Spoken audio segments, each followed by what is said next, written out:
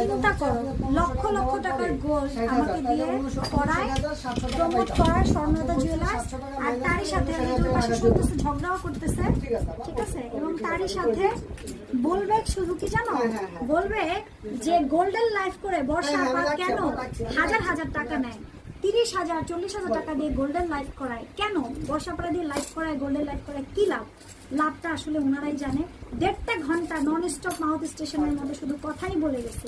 এখন দেখো কত কত লক্ষ টাকার জুয়েলারি খুলে রেখেও দিচ্ছে, একবারও বলে না যে আপা নিয়ে যান, নিয়ে যাই তাও টাকা দিয়ে।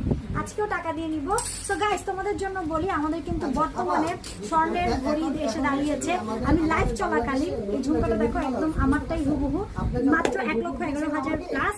সো আমার মনে হয় এখনই সুবর্ণ সুযোগ, যারা আমার মতো গোল্ড লাভার আছো এই গোল্ডগুলো পারচেজ করার জন্য। So don't miss it.